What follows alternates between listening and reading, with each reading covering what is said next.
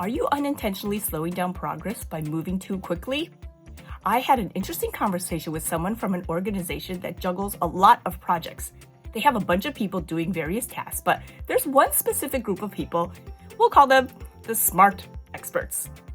The smart experts are, well, really smart, and they're experts. They give great advice on insights on projects. But as it turned out, not everyone was a fan of their advice. One day, a client wasn't happy with the guidance they received from the smart experts. But instead of complaining directly to them, somehow their complaint went to leadership. So leadership took action. They put their heads together, they made a plan, and then they made an announcement. Hence this day forth, they declared all smart experts would follow a new process to ensure their advice was even better. But there was one problem. No one had talked to the smart experts about it. Leadership had created this whole new process without even consulting the people directly involved. They didn't ask the smart experts if the new approach would work in practice or if it would actually help them give better advice. And this, my friends, is a classic case of what I like to call bypass surgery. Leaders see a problem, they jump into fix-it mode, and they make changes, but they forget to loop in the people who are closest to the issue. They bypass the experts who could give crucial input before decisions are made. Hey, I get it. Leaders are busy people. We're often laser focused on fixing the issue as quickly as possible, doing the surgery, without thinking through who should be part of the conversation beforehand. There's a lot on our plates, and sometimes decisions need to happen fast. Now, some leaders I know, they're fantastic at avoiding bypass surgery.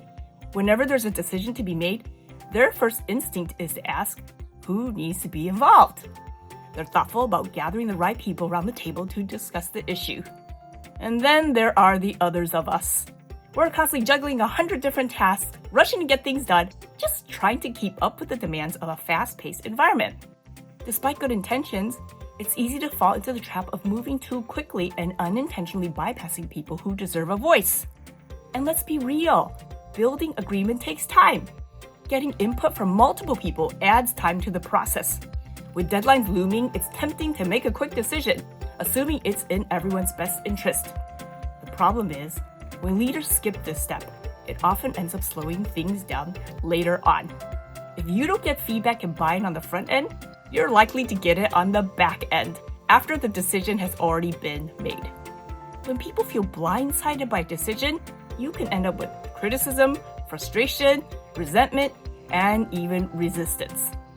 So in reality, taking the time to avoid bypass surgery benefits everyone. Like real bypass surgery, trying to fix a problem without consulting the right people can be painful, costly, and can take a long time to recover. It can lead to loss of trust, strained relationships, and a drop in morale. So to avoid bypass surgery, it helps to slow down, take a deep breath, and do some proactive exercises before you jump into action by asking yourself a few key questions. Whose experience or knowledge would inform this decision? Whose work is directly affected by this decision? Who else will be impacted by this decision? Getting input early on may feel like it's slowing things down, but in the long run, it speeds things up and leads to better outcomes. So the next time you're facing a big decision, remember the importance of exercising patience and involving the right people. A little bit of time upfront can help you avoid the pain, cost, and recovery time of bypass surgery later on.